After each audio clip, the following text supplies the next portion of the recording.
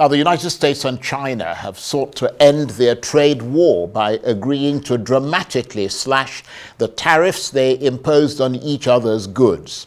The agreement was reached following talks in Geneva.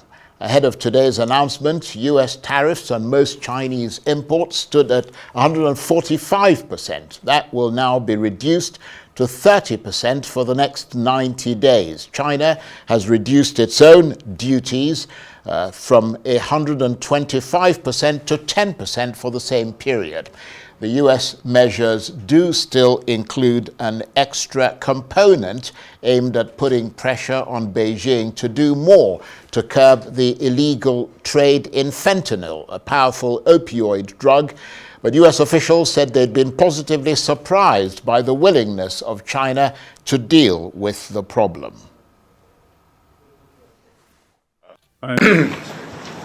Reached an agreement on a 90-day pause and substantially moved down the tariff levels. Both sides on the reciprocal tariffs will move their tariffs down 115%. Today, with this agreement, we come to agreement that our reciprocal tariff rate will go down to 10% on the United States side, so it goes down 115%. We enter into a 90-day pause period for negotiations, which both the Chinese and the United States are very committed to, and the Chinese on their side also go down 115% to 10%, and they remove the countermeasures that they have. Well, for more on this, I'm joined now on the line from Palm Beach, Florida, by Reed Alexander, who is the Wall Street correspondent for Business Insider. Good to see you again, Reed. So who blinked first? To be honest with you, it appears the United States blinked first. The United States has, engaged in this very aggressive trade war posture. And it appears that with multiple countries now, what it is telegraphing is that it is willing to come to the table with radically different terms than the president announced at the beginning of last month on what he termed Liberation Day. The United States also walks away with, minimal concessions in addition to much lower tariffs. Really what it walks away with is a lot of carnage to U.S. markets, which are, rallying a little bit, a lot of shaken investors, a locked up merger market, and, not much to show for all of that in the way of very strong negotiating results. So, a short-term sigh of relief maybe, but it appears the U.S. blinked first in this, trade battle. Indeed. And just tell us more about what's been agreed and whether you consider any part of it to be a breakthrough. Well, I think it's all a breakthrough, but I don't think we started with a very, high bar for negotiation success. We were in such an extreme place with both sides trying to tariff each other more than 100%, that coming down to thresholds of, under 50%, I think is dramatic. We're looking at 30%, as you pointed out, which is a 20% tariff on goods coming into the United States from China, as you pointed out there, to punish China for not doing more, the U.S. alleges, to crack down on the very lethal opiate fentanyl, which has emerged a serious drug problem in the United States in recent years. And then there's that baseline 10% tariff that maintains its position as well, stays in place.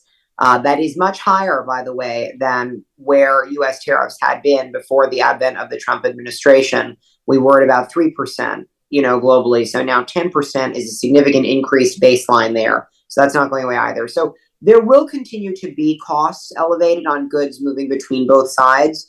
And those costs will likely be borne by consumers as importers tell buyers they've got to pass those costs on to someone. So, this may buy a little bit of a reprieve for those who were fearful about a recession. But nobody's out of the woods here because of the outline of this agreement. Let's be very clear. Well, that's a very important point. It does appear as if both sides will have been concerned about the effects of this trade war. But I mean, is this just a pause or is it something more permanent? It's a pause for now. It's a 90-day pause. And we've heard various schools of thought around the pauses because there have been other pauses before that we've seen.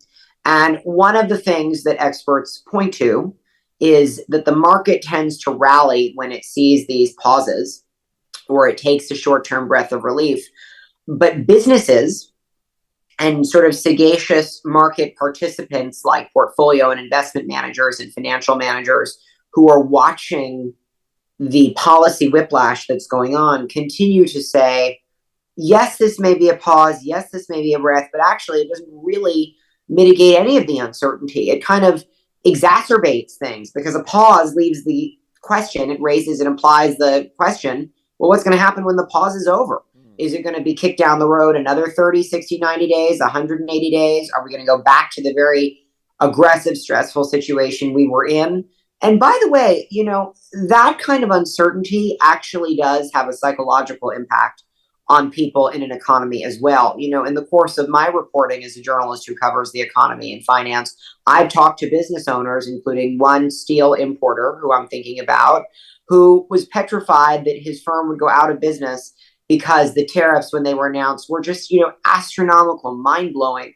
So I don't think that person is sleeping much better today because of the outlines of this deal. Maybe a little bit of it holds, but that's the point. We don't know if it will hold.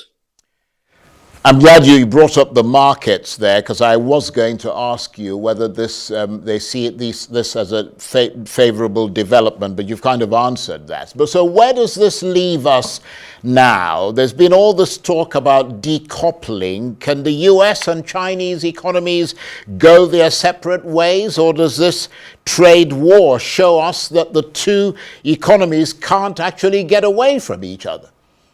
They never could. And anybody who believed that was really deluding themselves.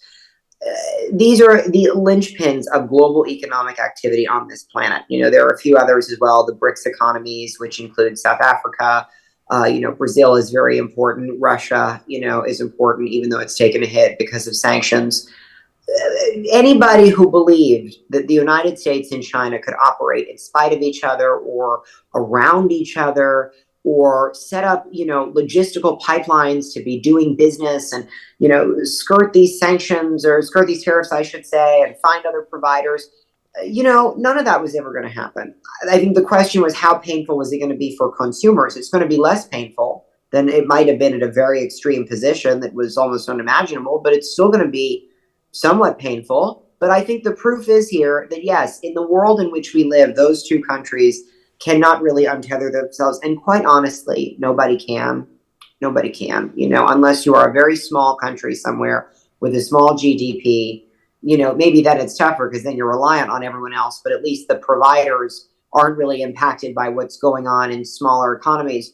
The US and China, it's ripple effects, and what they do impact both them and the wider world. So, hopefully this will continue to enable markets to show some signs of vitality here. But I've already seen some statements from experts on the markets who say, look, investors are excited, and that's what you're seeing show up on the indices. But let's take a breath here, because we've seen a little bit of this movie before, and we know that things could change without much warning. Reed, I want to thank you very much indeed. We're all the wiser for your analysis. Reed Alexander is the Wall Street correspondent for Business Insider. He was talking to me on the line there from Palm Beach, Florida.